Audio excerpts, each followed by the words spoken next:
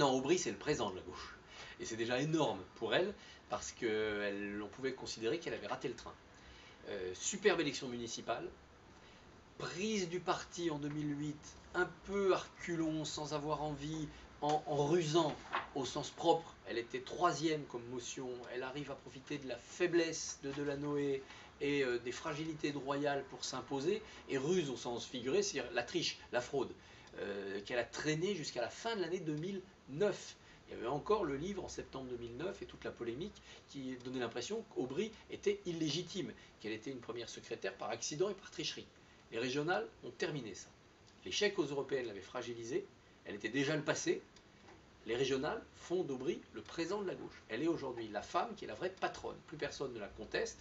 Même dans son action contre Frêche, qui a été un échec électoral, il y a quand même le fait qu'il y ait une patronne.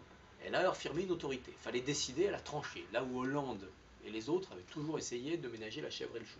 Donc elle s'est affirmée comme patronne. Donc elle est la pilote pour les conventions, c'est important, encore faut-il y réussir, mais c'est elle qui va les cadrer, et la primaire. La méthode de la primaire, le mode d'emploi de la primaire, c'est elle qui va l'arrêter avec son équipe.